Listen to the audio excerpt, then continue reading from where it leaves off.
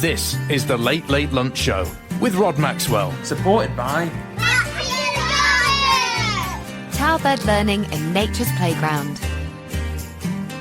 On View from the Street, myself and James were out talking about poverty, talking about homelessness, and talking about living on the streets. And James is coming to me live from Altrincham now. James, how are you? I'm good, thanks, Rod. Just sitting in our seats from earlier for lunch. So yes, it was a bit of a flying lunch, wasn't it? Really, but James, there's not. It was a late lunch on the late lunch show. It really was a late lunch, I'll tell you. I think I sat down in my seat about a minute to go to the show, but we've tackled a lot of, I think, reasonably big topics in the past, but I don't think anything comes as, I don't know, almost emotionally touching and as challenging a topic as the one we talked about today. Talking about homelessness and talking about people on the streets, and also, I have to admit, a sense of frustration and helplessness. What do you think of this topic, James? I think it's a very complex topic. I think it's complicated, and I think it's one that people aren't very well informed of, because when we have asked some people, especially the young people, they weren't really sure what to say, didn't have much of an opinion. So I think it's something that people care about, that people definitely care about it, but I think that people aren't, they probably are the same as the politicians, in the sense that they don't have the right knowledge to deal with it. Yeah. Do you think also there's a bit of social taboo around this?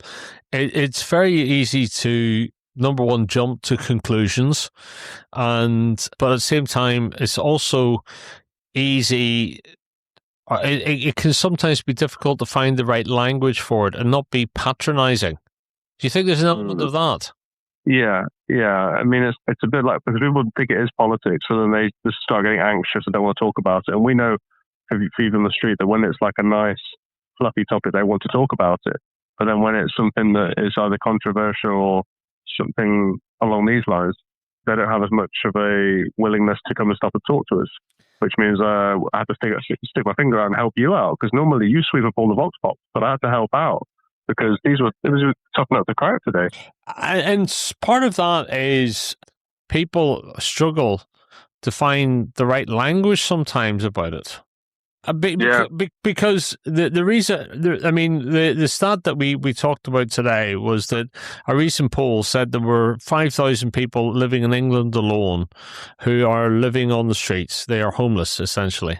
It didn't go down to it didn't go into the breakdown of the different reasons for that. There'll be some people who have, are on the streets because of economic situations, whether that could be addiction, could be losing their job, losing their home. It could be to do with a marriage breakdown or relationship breakdown. But there's many reasons why somebody can end up finding that the streets are their homes. And at the same time, there's people who have become so used to it that anything other than the streets feels alien to them. So it seems like a really, really difficult topic, because there never is one simple solution. There's never just one story. There's so many stories. And in fact, I bet you if you looked at the 5,000 people who apparently are on the streets, and I'm sure it's more than that, you could end up with 5,000 different stories, But it just seems like in today's society, this is a nut we haven't cracked. We seem to be struggling with it. What would you agree? There's plenty of views on it, but I don't think there's enough coherence to nail down proper strategy and proper solution. I think it's a bit wishy-washy. It's almost a bit like NHS waiting times or NHS or the similar issues or social care. There's such a void, a black hole, that people don't know what to do. I think that it should be very simple, in the sense that you take away that whole all people's free choices to be on the street, because it's not obviously a nice thing for them to choose that. So therefore, if you're able to take that choice out of their hands, you say, if a lot of them are on alcohol or drugs, there should be a quick, rapid intervention to get them off alcohol and drugs, so that they're clean of that. And then you can help to house them, rehabilitate them, and get them into work. So they need to have work and housing, and then you tick those off and you go through a very structured approach. But there is no approach. But you make two interesting points there. One point is often that the reason why somebody is on the streets is linked to a root cause. And for some people, that will be addiction. And therefore, unless you can solve the addiction, you won't solve their issue of being on the streets. They'll find themselves back on the streets. But at the same time, should society determine that everybody should live in a home or a house or whatever? In a free society, can we dictate that everybody needs to basically have an abode? I don't know the answer to that. I just think that if they're putting millions and millions and millions of, 400 million into this, then they must be able to get experts. There must be experts in this country. We obviously have a very skilled country, very skilled professionals. They must have very, very good skills to get people off addiction. And it should be in the country's interest to get people off addiction and help them. They actually owe that to a duty of care to help their citizens and help people. At the same time, James, we heard stories today, and it'll come up in one of the Fox Pops. It's not just addiction, is it? There's bureaucracy in the system. This is the Late Late Lunch Show with Rod Maxwell, supported by where little explorers grow naturally. So, good morning, Rod. How are you doing? It is morning. Normally it's afternoon, but we started early today. How are you, James? Yes, I'm all right, thanks, Rod. We're starting, 3 minutes early? Well, yes, but we met at 11:30, so that's still essentially the morning. Anyway, it's a gorgeous day here in Altrincham. It really is, isn't it, Rod? And when I was driving here, it's nice weather today, actually. I think we're spoiled for the weather today. We've been spoiled for the weather all summer, almost, but that links to the topic today on View from the Street. It does, Rod. It does. Because we're going to be talking about homelessness or people's rough sleeping. And you'll have seen that Andy Burnham has made a pledge that across the nation this Christmas that there'll be less people on the streets than normal. And he's increasing the funding of 442 million to tackle this issue. And apparently, James, there's nearly 5,000 people on average a night sleeping rough on the streets of England. So really the question is there anything that can be done? Because for some people it is lifestyle. For some people it is they've fallen into bad, difficult ways. That it's not their choice. But I'm really interested to find out what people here in Altrincham think about it. And I'm talking to we're making a focus across the week on the show.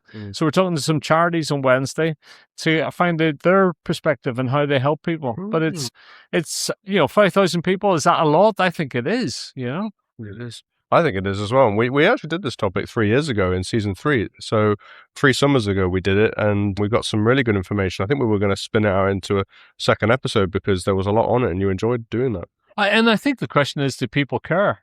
During lockdown and COVID, we managed to sort this. We got people off the streets then. But we can do it in waves. We can do it when there's focus, and Christmas is a focus. But to be honest with you, Christmas can't just be a one-off. It has to be tackled more long-term because it has an impact on all aspects of society.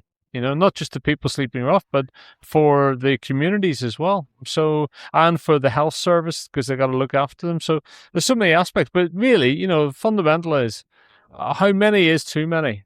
Is there even a legitimate number? Even if you had 10 in the country sleeping rough, is that right? Yeah. And they also need to find out whether Andy Burnham was successful in Manchester and whatever his strategy is nationally to copy what he did in Manchester. Is it possible to have a national focus? Yeah, that is true. And again, it's about the long term. Have we got fewer people on the streets of Greater Manchester today than we had before he started his focus?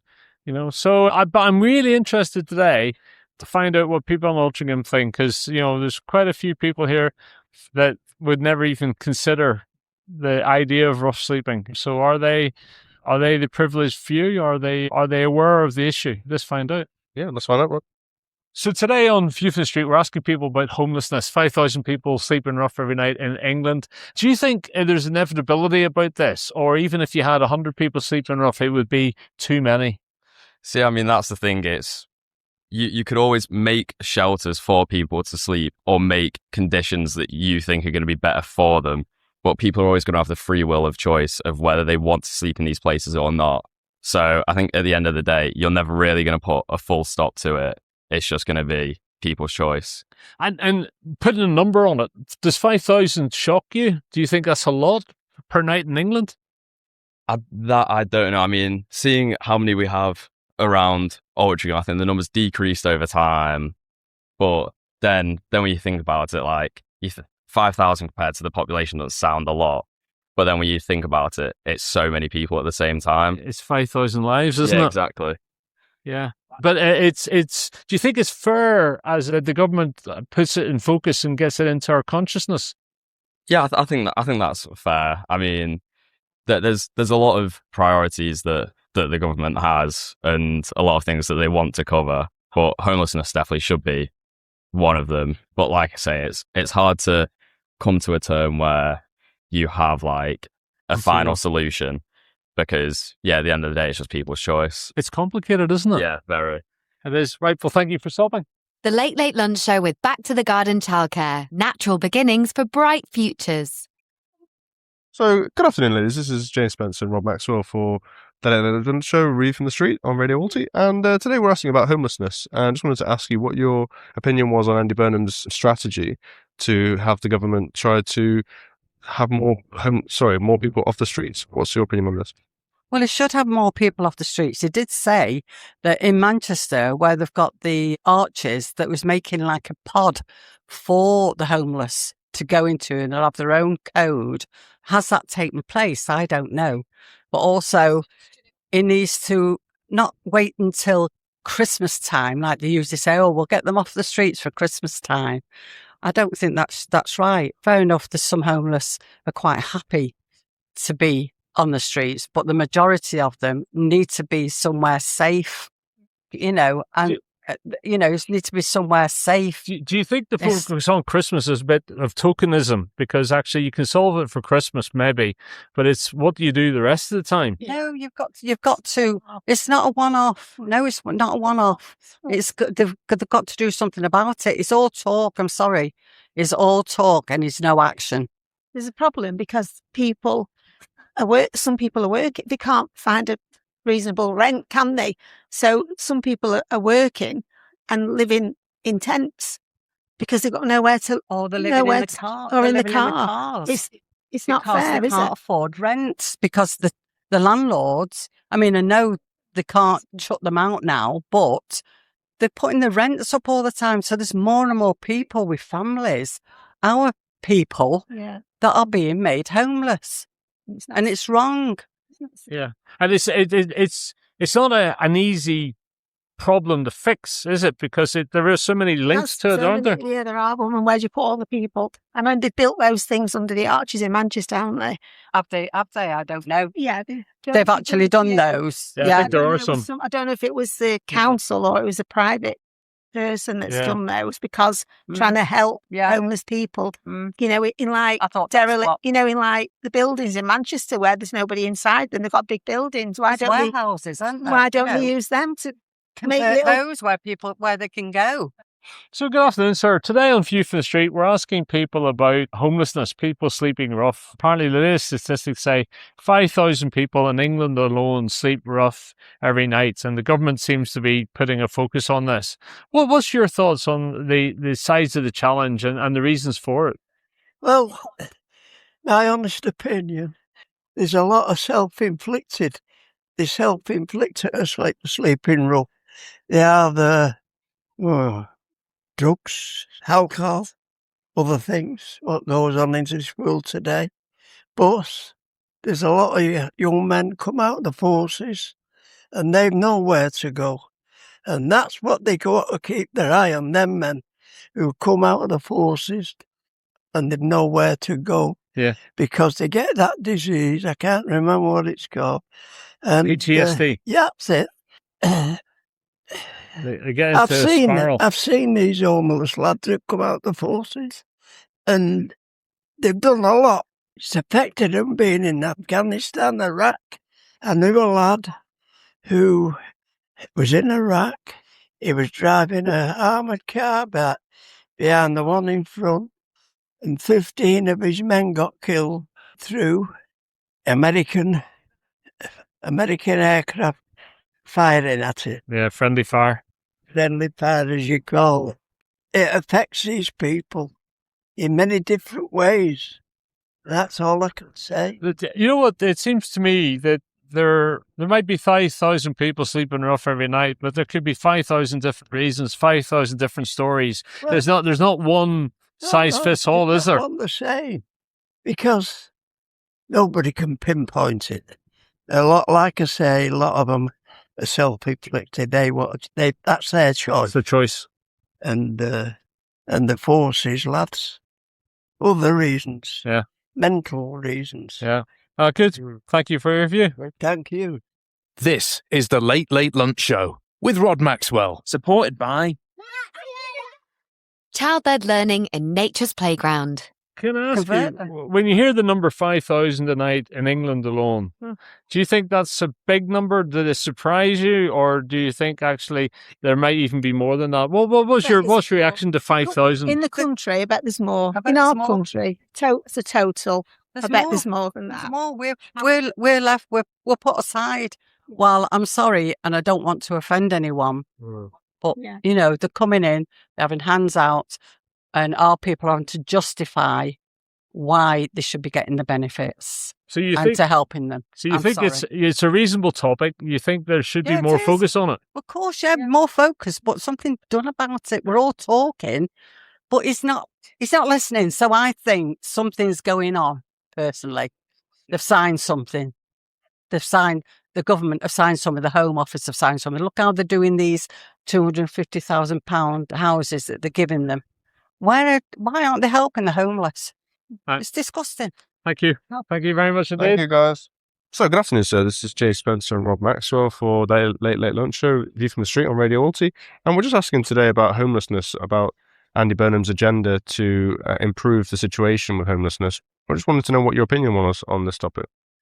Well, I don't think they will change anything, to be honest with you. I mean, I've been homeless now for 6-7 weeks. I've rang the council. I've gone through every avenue. I've tried everything. And there's just no help out there. There really isn't no help out there. Can I just say, because we walked up to you, and I wouldn't have thought for a minute until I saw your bags. What led you to essentially be homeless? I lost my partner, so it was shared.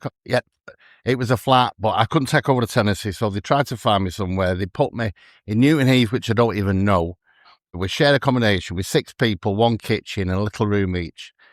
And what they were doing, they're all on drugs. They get a lot, they get PIP, they get everything, but they spend every penny on drugs. So you put your food in the fridge, they steal it through the night. They get up in the middle of the night, they pinch your milk. Any food you put in that fridge, they will eat.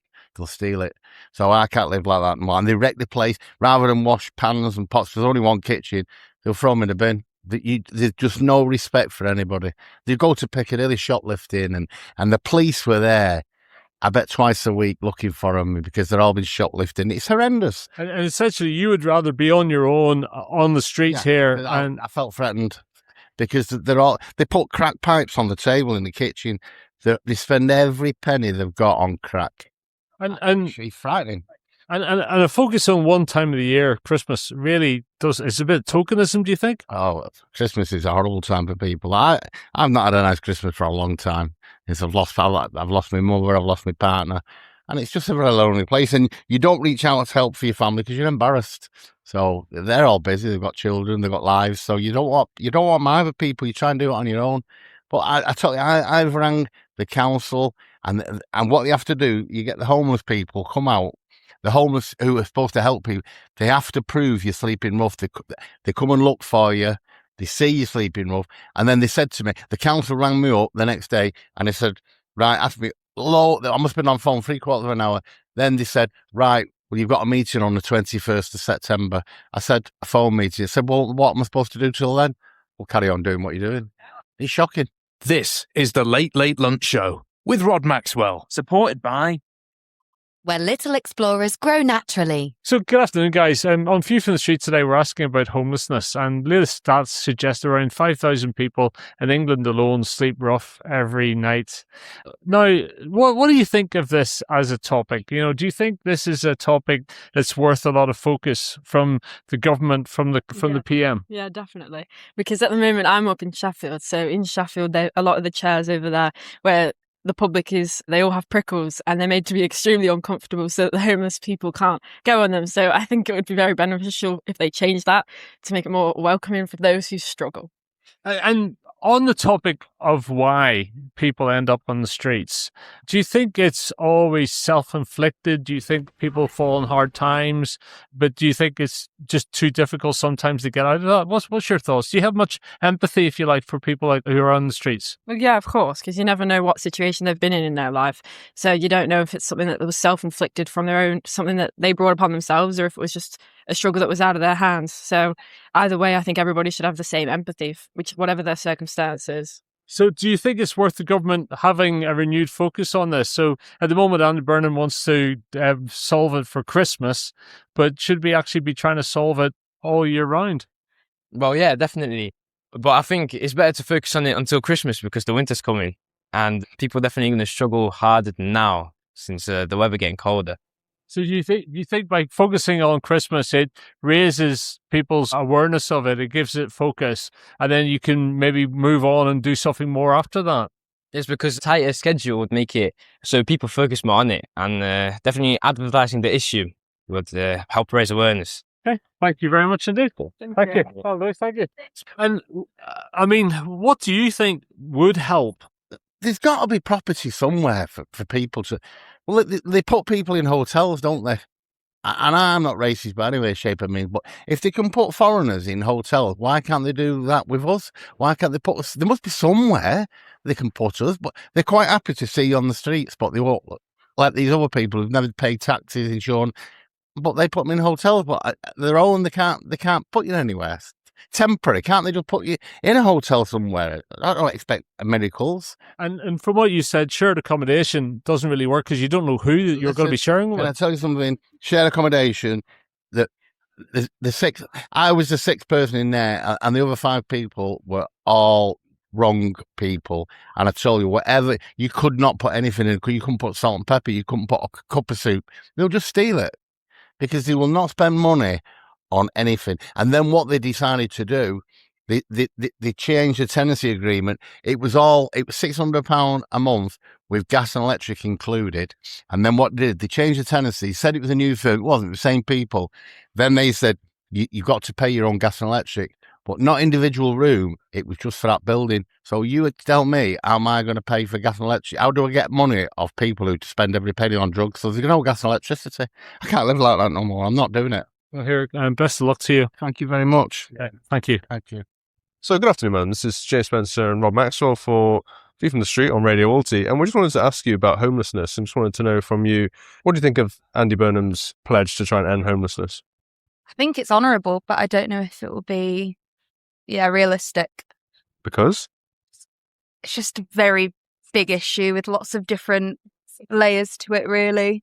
And there's so many issues with welfare anyway, regardless. Like, how can you prioritise the biggest welfare issue at the minute? Like, you hear about what's happening in Brick Lane with, like, the new data centre being built and, like, how housing's an issue. Like, I just don't know how it's ever going to be, solved. Do you think that maybe there's the choice element to it? Do you think that it's impossible, or do you think that it's... Choice between... No, with homelessness, people. do you think it's impossible to solve? Do you think it's something that you can't resolve? I mean, I don't want to sound negative. I hope there is 100%. I want there to be positiveness around it, and I want there to be a solution to it, but I don't think it's going to happen within 12 months or anything. I think it's something you have to commit to from a societal point of view, and it just has to be number one priority. It's going to take time, and a lot of people getting involved to support it. Do you think that he did well in Manchester? Because at Manchester, he says that he did a better night strategy, and he did take people off the streets of Manchester. Even though I actually spoke to him at the Mayor of Manchester questions, do you not have a task force to try and get people off the street? And he says, we do. But then you still see a lot of homelessness. I think it's gotten worse. We live in Nancoats, and near New Islington tram stop now, there's it's like a bit of a tent village going on there, and it's awful. Like, you go near a general store in Ancoats and it's always someone like asking for help. It's just, I don't think it's gotten better. So you think there's I found the right word, a degree of inevitability about it? Yeah, I'd say so. Like, I don't think I've seen any improvement in Manchester per se than if you go to London, like Leeds, Manchester, they're all quite similar and it's quite upsetting. But there's only so much you can do as it's like the general public to tackle it. Yeah. The last question is, do you think, unlike his predecessors, Andy Burnham could be successful? Yeah, I like him so far. Are you talking about him in general? No, about homelessness. Do you think he sorry. might be able to do something that other people haven't done? Yeah, I think he sees it more of a priority than others have seen it. So I believe he'll make an impact. I just don't know how big that will be. Okay, good afternoon, Sammy. This is James and Rod from View from the Street on Radio Walton. I just want to ask you about the topic of homelessness. So I think you were just talking about Andy Burnham just now, where he's saying that he can resolve it all. But do you think he can? I think he can have a good crack at it. But I think there's a great many people who are actually begging on the streets when they do actually have accommodation. So even if he sorts out the homelessness, there'll still be beggars. And there's just far too many beggars now. I was in Glasgow recently and they were just everywhere. And of course, it's not just Glasgow, it's anywhere and everywhere. And even smart towns like Lancaster and all the tents and doorways. So it is, I mean, it's not going to become like the third world, for heaven's sake. And I've got every faith in Andy Burnham. I've met him, a right gentleman, you know. I met him on the city homecoming and he took time. Just on his own, he took time and spoke to me. And I think he's certainly the man to deal with these problems. And he's younger than me as well, you know, but very clever man. Very, very clever. Yeah, he went to Cambridge. So do you think that he's qualified enough to handle this? I didn't even know he went to Cambridge. I just thought he was naturally... He read English literature, I think. I didn't even know that. I just thought he was naturally clever, you know. I mean, like a friend of mine, he got offered a place at Glasgow Academy, a fee-paying school, only he didn't have to pay. They just wanted his brains in there. But he said no, and his parents said no, so he got offered it and he didn't jump at the chance. So, good afternoon. Today on View from the Street on Radio Walty, we're asking people about the topic of homelessness. 5,000 people sleep rough every night on the streets of England alone. The government's got some renewed focus on this, and possibly around Christmas, but also what we're asking is Christmas enough, really? What do you think about the topic? Is it too many? Is it too complicated? Is it worth tackling? It is worth tackling. I think it's disgusting. Our homeless should take priority of all these other people that are coming in, getting everything first. Our veterans should be a priority. There shouldn't be any British homeless on the streets at all. And I do believe they should be given the priority of everything. It is worth a tackle, and I 100% back it. How would they like it, all these politicians, if they were homeless? Let's reverse the role round. They become homeless, and yet let's let, like, for example, no offence, let the immigrants go and live in 10 Downing Street or 10 North, whatever he's called at Andy Burnham.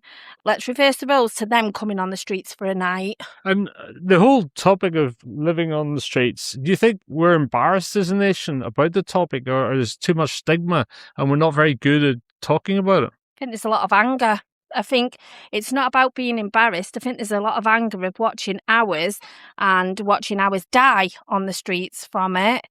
And they've done nothing wrong, absolutely nothing wrong. And I also blame the councils for not giving a direct approach on it. Not tackling it. Not tackling it enough to help them. Okay. Thank you very much for your view. Thank you. Thank you. Take care.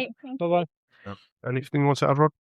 Oh, I mean, Sammy, do you think there's for some people, sleeping on the streets is their choice? Oh, most certainly. Most certainly. It's drugs and lifestyle. I mean, you can be sitting at home comfortably, listening to the clock ticking. Whereas if you're out on the streets, you're meeting people, you're talking to people. It's a way of life. It's like a job. And I know a lot of people, we'll put it this way, most of them have actually got a place to live. There's not very many who are really, although there are some, who are really homeless, you know, and really your nose tells you the proper ones from the imposters. You can actually smell a homeless person from 50 yards. I know that sounds a bit cheeky or nasty, but it's the truth. You know, you can smell a homeless person. So anyone who doesn't smell like that, well, like myself, I'm not homeless, but I've got no family, I've got nobody, I've got nothing, I've got no work, got no window to the world, and my universal credit doesn't get me. What I get for a month would maybe keep me going for a week. So really I need this as a lifeline, a window to the world, and to get some food and some money, you know. Can't live on universal credit. But even if I had money, I would still need something. You need a reason. You need purpose, you know. Really, I need a job. And Sammy, do people confuse you or thinking that you're homeless just because you're on the street? Aye, that's the assumption. Oh, that homeless person. I says, no, I know the person you mean, but they're not actually homeless. I mean, there's a couple who have been doing it for a long time. And the gentleman from the council actually got them a place at the same time as me. And they just kept on begging and that, you know. So, way of life. Was it? Yeah. And it's lucrative. If you're a female and you've got blonde hair, you can make a lot of money. Whereas a big lad like me, you know, they say, oh, look at that big lazy ass guy there, you know. They don't like you. That Glasgow smile's not worth a fiver, hey? I look too well fed, too well nourished. But if I wasn't like this, you know, if I wasn't doing this, then I wouldn't look so well. You know what I mean? I do. Sammy, good to see you. Sammy. Good to see you guys. Camera. All the best, Rory. How do you think today's episode went? Well, as usual, the people in Altrincham are generally talkative. There was a number of people who felt too uncomfortable with the whole topic. You know, in some ways, we got a variety of views. We had some very personal experiences, you know, and it just goes to show that, first of all, it's more prevalent than we think, the whole issue of homelessness. I think it's highly political as well, as we heard as well.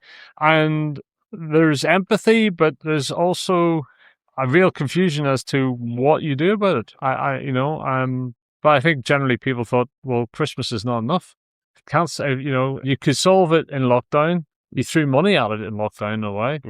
So, but it's a tough subject. I'm not that convinced though that people see it being a major priority, if I'm honest. But yeah, I think the views here in the High Street in Altrincham probably are quite representative of the views in the country. Yeah, and are you concerned about, do you think it's a bit radical, the view where they've connected immigration with this, where they think that the hotels that have migrants, they're trying to say that should be for homelessness? What's your view on that? I can see why people draw conclusions on that, because, you know, the government has spent money housing people who are either illegal or illegal migrants. I can see that, but then we don't know how much money is being spent on trying to fight homelessness. I think Burnham's got something like 400 million. That to me feels it's a big sum of money, but at the same time, it's probably not enough. But it's complex because everybody's stories and reasons for being on the street can be different.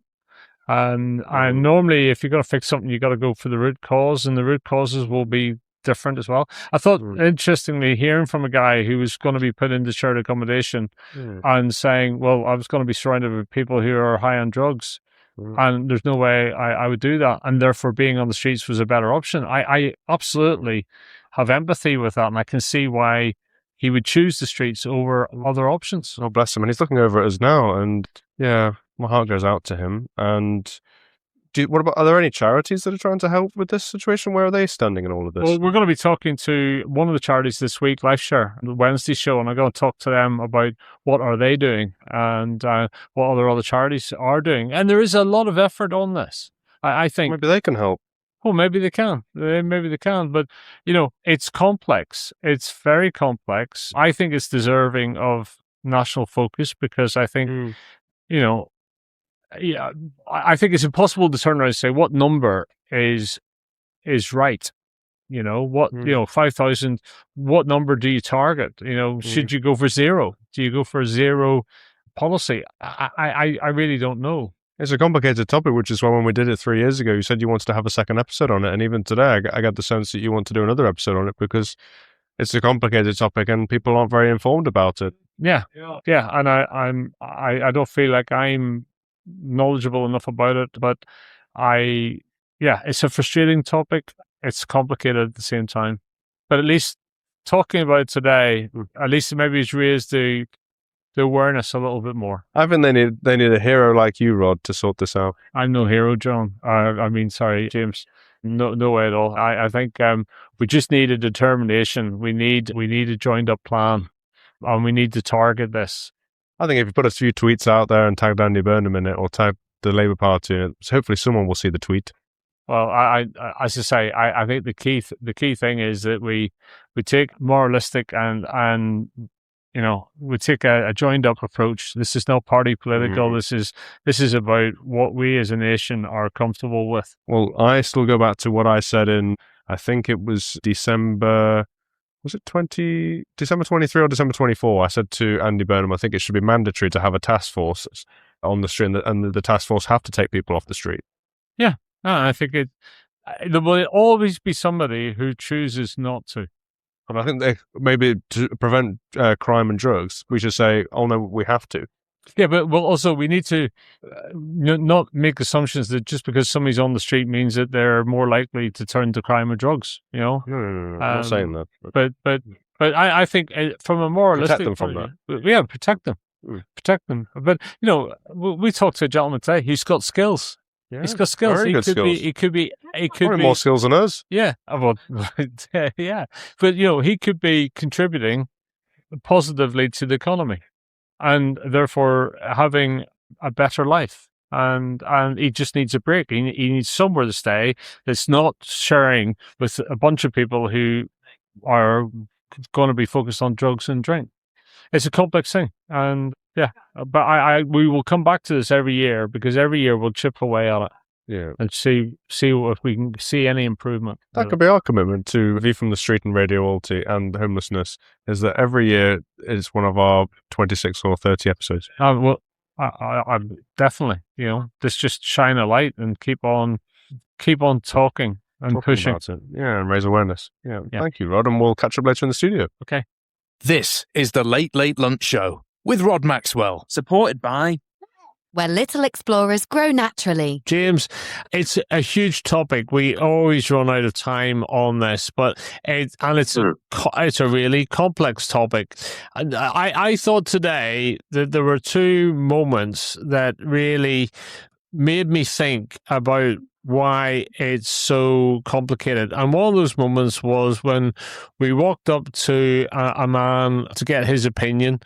And then I spotted the bags, and then I realized that actually he might be one of those people who is the subject of being on the streets. And it turned out to be the case. And yet he was very well dressed, very well presented, and has a profession, but found himself on the street. And then if we turn to Sammy, a lot of people would think that maybe Sammy's homeless, but he isn't. He has a home, he's got a roof over his head, but he likes to be out amongst people during the day, and it's a source of income for him, actually.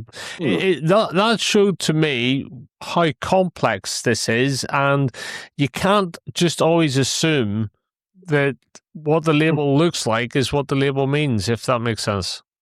Exactly, yes. And also, by the way, when you said I'm the editor, I can't do this without you're the amazing co-host. We are co-hosts.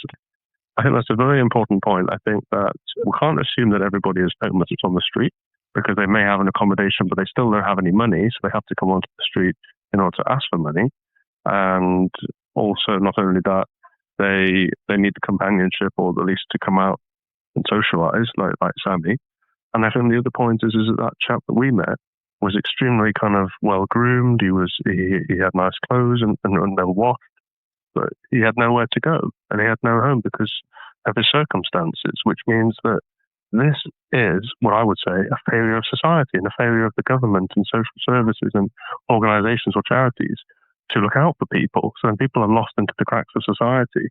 because they haven't got the right support. And if there is support, they don't know how to access it. And, that gentleman we spoke to has got skills. He's a lorry mechanic, and really, and he seemed to be somebody who would love to be able to be back and using those skills.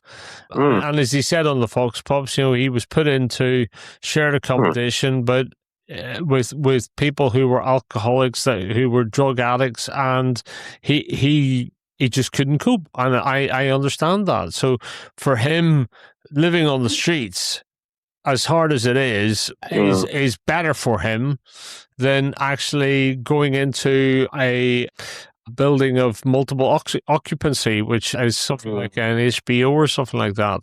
It's just, James, it just makes you really frustrated. Yeah, it's mind-boggling. And also, I think that this is Britain bureaucracy, because who's controlling this? Who's doing anything about it? If the council know, or social services know, or the police know that some people are spending money on drugs, or some of these places have turned into a crack haven, but why is no one doing anything about it?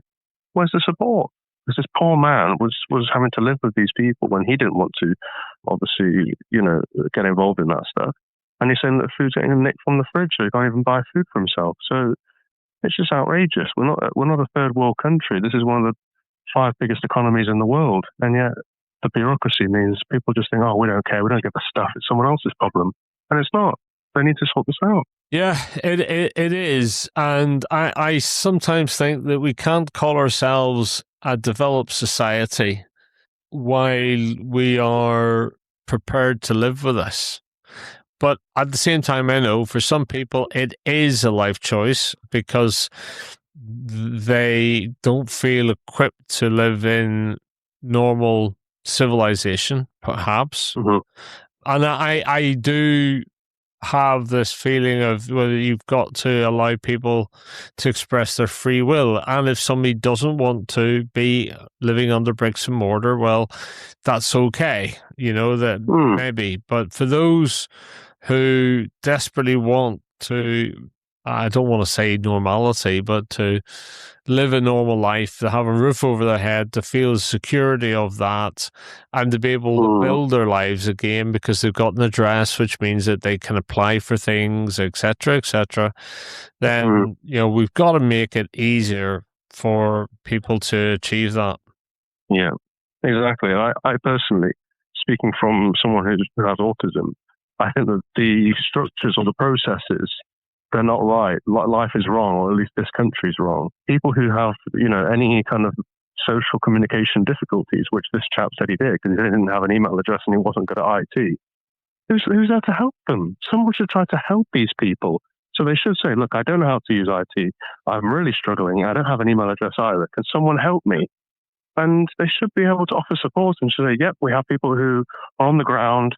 We have people who are experts in this. They can help you. And I'm sure if I spoke to my mum about this, she'll say the same and say, there just isn't any support for people.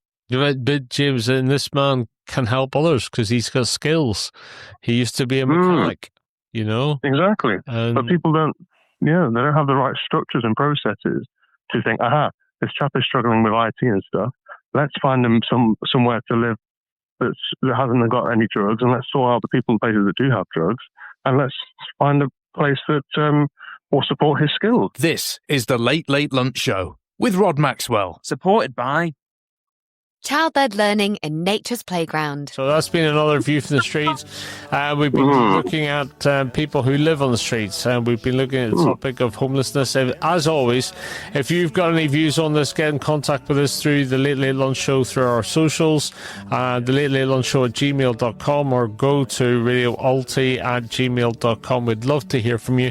And if you've got a topic you would like us to cover, then get in contact as well, and we'd be happy to do so. James, good to see you. See you Thank next you, week. Rod. You're listening to the Late Late Lunch Show with Back to the Garden Childcare, where little explorers grow naturally.